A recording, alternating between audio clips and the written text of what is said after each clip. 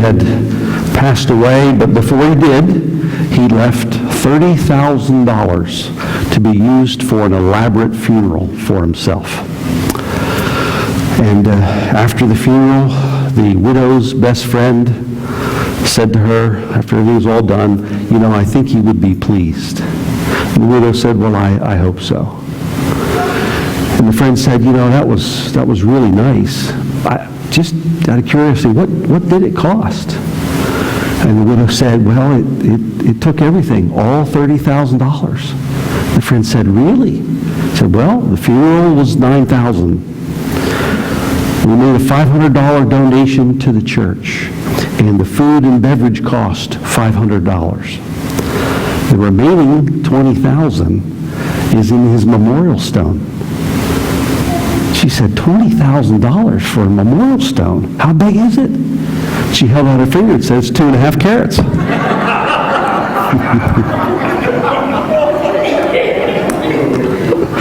I think that's when pre-arrangement started. All the details got worked out after that one, but...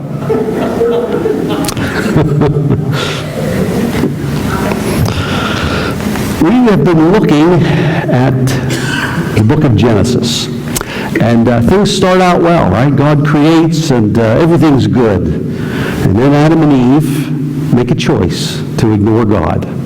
And God allows them to restart. Cain makes a choice to ignore God, and God allows him to restart. And you start to see that sin is pervasive, and it gets in people's heart, and it changes what we do, and it leads us further and further away from God. In chapters 4 and 5, the human race is multiplying, right?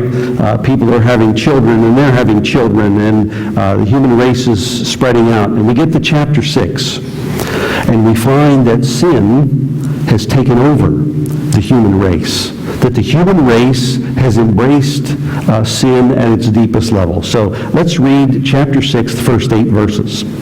When men began to increase in number on the earth, and daughters were born to them, the sons of God saw that the daughters of men were beautiful, and they married any of them they chose.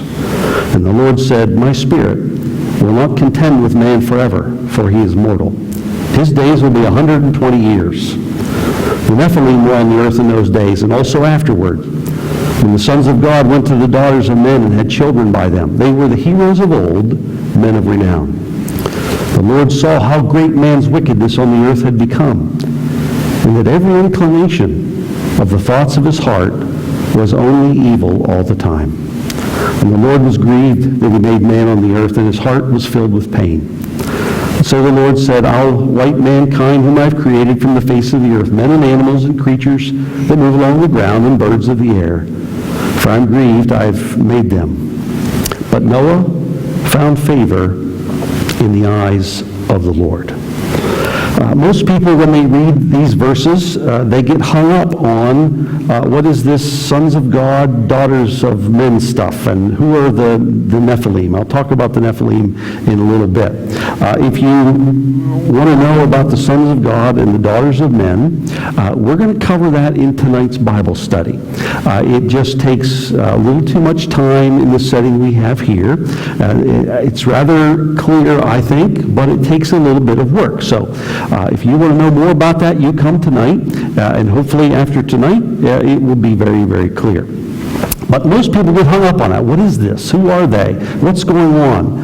And it causes us to miss the main operative truths in this passage. Namely, two things. The first is this.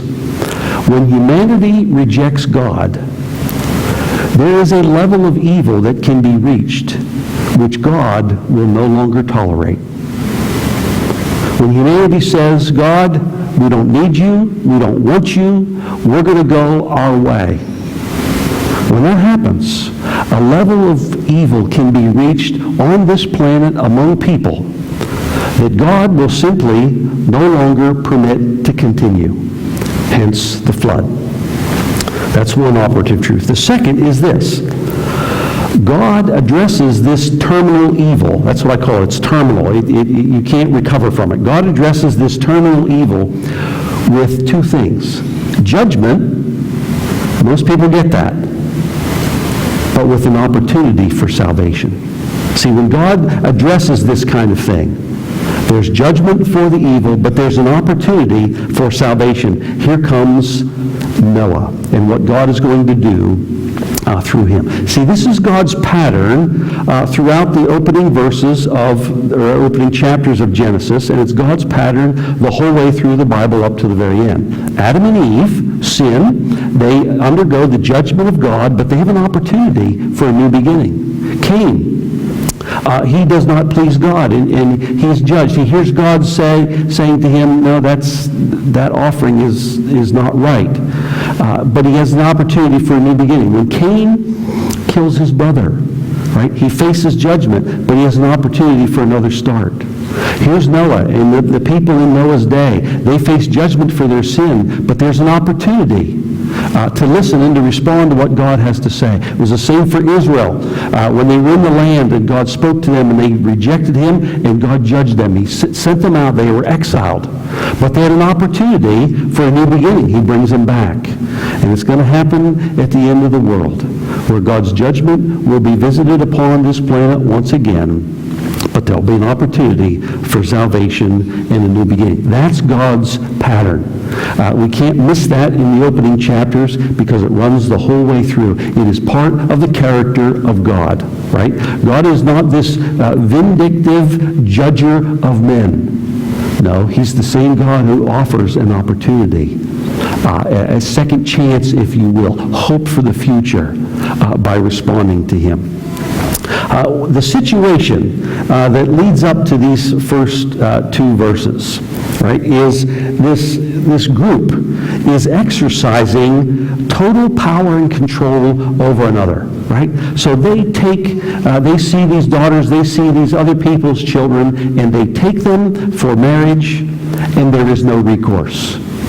They're just going after whatever they see. They do whatever they see. Does that sound familiar? That's what Adam and Eve did in the garden. They saw that the fruit was pleasing to the eye, and they got drawn to what they see. And now here, that happened on an individual level, and now it's happening pervasively in the world. People taking and going after what they see without any consideration of whether it's right or wrong, whether it's honoring to God or not. It doesn't matter. That's part of the situation. People doing whatever they see. It gets so bad that God says, you know what? Verse 3, my spirit won't always contend with. That is, I won't always strive with people, or I won't always protect them and shield them. Right? I'm not letting this go on unchecked. That's how bad it got. That God said, I will not permit this to go on without me stepping in. Man, he says, is mortal. He's flesh. Why does he say that? Because we don't know it? No. It's because of what this group thinks of themselves. See, they think they're immortal. They think they're God.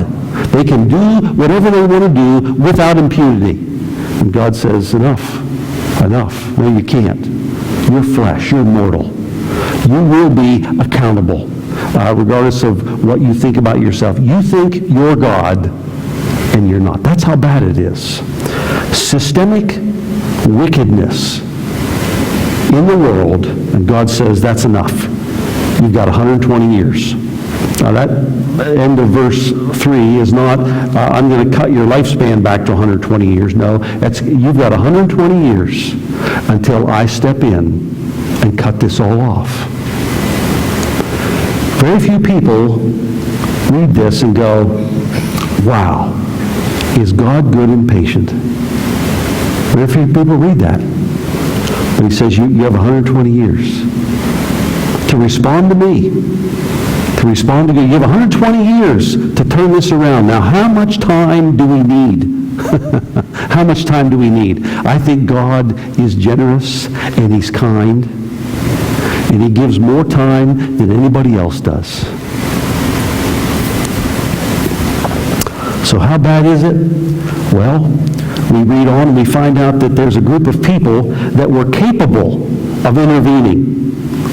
And they didn't do anything. Here's this group called the Nephilim. It's a word that simply means giants. It can also mean, kind of figuratively, mighty ones.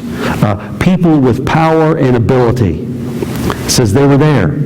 The same kind of person is mentioned when the Israelites enter the promised land, and they go in and they spy it out, and they come back and they say, no, it's a good place, but we can't overcome it.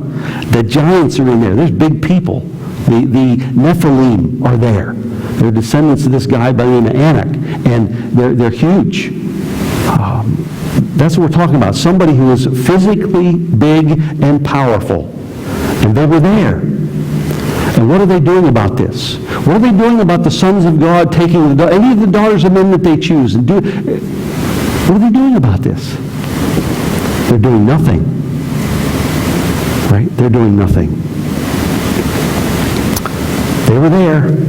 Or it says then they're there then and they're there afterwards, but they're doing nothing. They're heroes, men of renown, but they're doing nothing to stop the pervasive evil and wickedness. You say, well, why not? Well, because it's costly. It's costly to stop evil. It's costly to step in and to say no. Have you looked at the numbers of the wars that have been engaged to stop evil on this world? Just look at the numbers. Just from the Civil War, World War I, and World War II, where people said, no, you will not do what you're doing. We will not tolerate this in our world. Right? Because isn't that what God expects? See, God's not going to tolerate it. He looks and he's had enough. And the giants, the people who can do something, who have the physical ability and the resources, aren't doing anything. Because it's costly. Right? It cost people lives. People died to stop this kind of pervasive evil and wickedness in the world. And sometimes we just don't want to do it. We're okay if somebody else dies, but we don't want to be the one to say, I'm going after that. So that's how bad it is. Capable people who could intervene and they don't do anything. I forget who said it, but somebody once said all that it takes for evil to prosper is for good men to do nothing. Right? It's also so bad that we need to look at what God sees. We need to compare verse 2, right? The sons of God, they see the daughters of men, they're beautiful, they take them. But in verse 5, God sees something different. How great man's wickedness on the earth had become. Right? Every inclination of the thoughts of his heart was only evil all the time. Every inclination, that is, every plan and pattern that he is devising. It's the same word you would use for what the potter does to the clay. Right? He's got something in his mind that he's working at. He's got an end result that he's going after. And that's what this word is saying. Every purpose of their thoughts, of their plans, that's inside them, it is only evil all day. That's how bad it got. Where there's nothing good. Nothing good. That's what God sees. The capable are doing nothing. Everybody else is just after whatever they can get for themselves, and evil is running rampant. And look at the effect this has on God. This is one of the only places in the Bible we get this kind of insight into the heart and the character of God. It's described with this kind of language. He is grieved. He has sorrow. He is pained in his heart. This is what has become. This is what he sees. This group of people have turned away from him. And he sees what they're doing to each other. And it's so bad, he's going to stop it. But as he does so, he is grieved inside. And it begs the question, well, why did God create people and let them sin if he knew that this is where it was going to go, right? Because God knows everything. Why does he do this? That's not a bad question. I want to answer that with another question. When you answer the second one, you get the answer to the first one. Why does God go to the cross if he knows what it means? Why does Jesus go to that cross and go through the suffering and the torment and the anguish and becoming sin for us when he knew no sin? Why does he do it? You see, God is willing to do what's hard and difficult. God is willing to sacrifice. God is willing to go through what it takes. It's a good question. It's the same question at the cross. We want the cross. We want the cross. We need to want the creative goodness of God that gives us an opportunity for life and to know him. So what is God going to do about this? He's going to give the world a chance to respond. Just like he gave Adam and Eve, just like he gave Cain, he's going to give the world a chance. He sets a time, he sets a purpose, and he offers salvation and hope. Right? Noah finds favor. He finds grace in the eyes of God. And what are you going to have happen in the Old Testament? You're going to have somebody who is saved by God's grace through faith. And they're going to share that message with their world and giving that world of that day a chance to be saved by grace through faith just like us. That's what God is going to do. Out of his grief and the sorrow of his heart, he's going to extend himself again. You want a real question? Why does God keep extending himself in love over and over and over to this world? Why does he do it? Why does he do it to you? And why does he do it to me?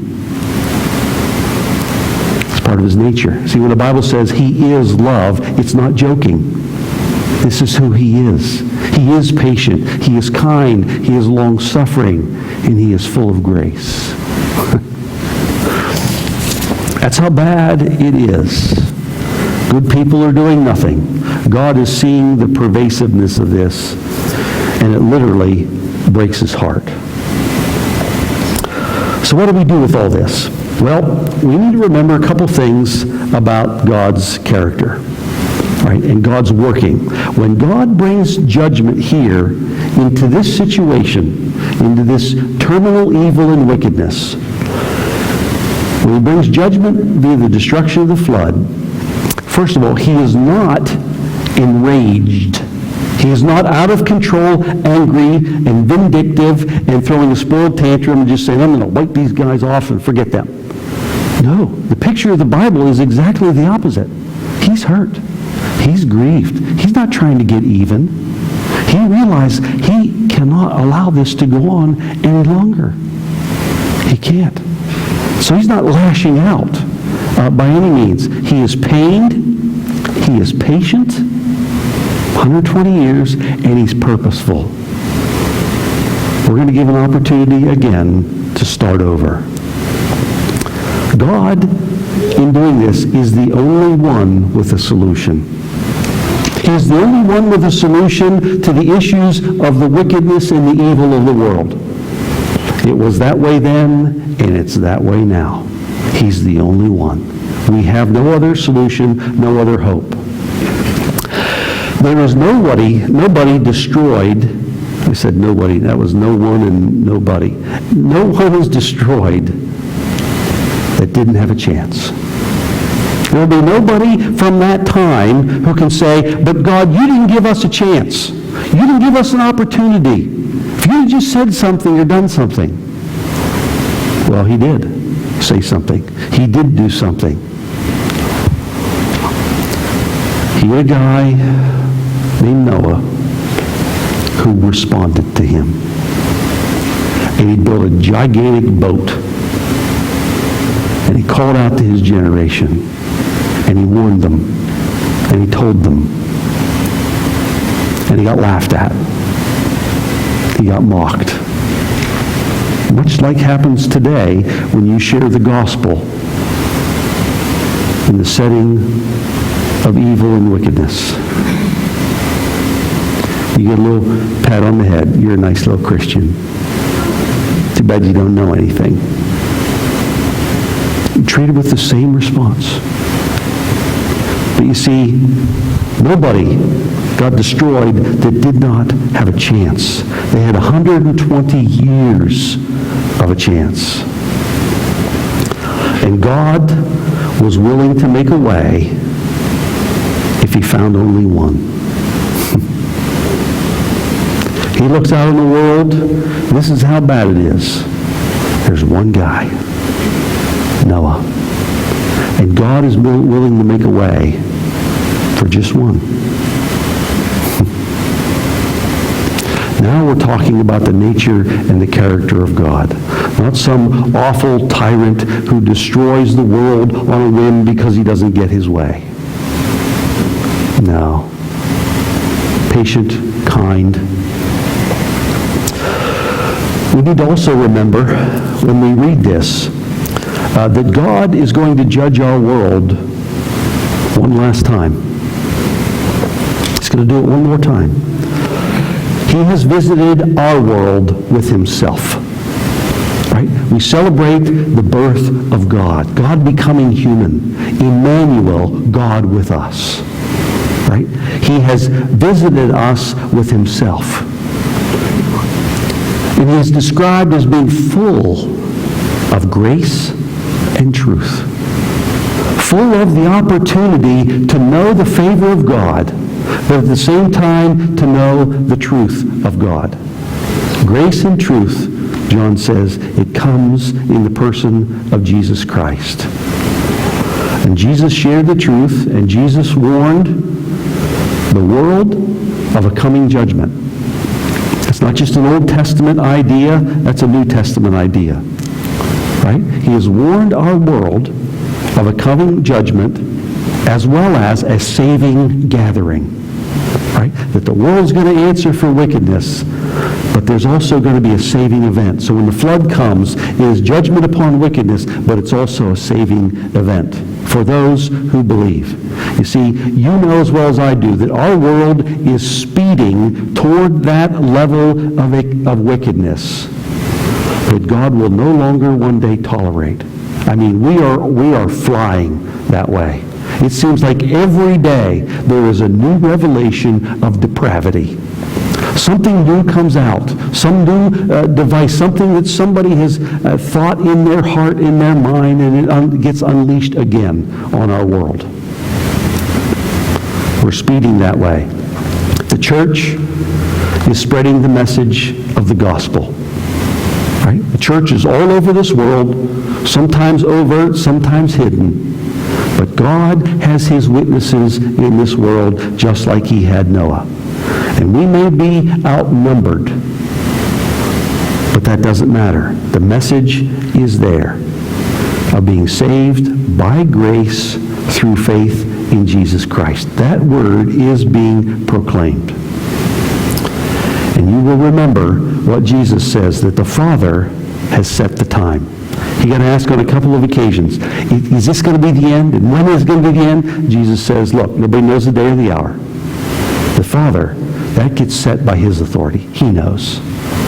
So just like here, he said, you've got 120 years.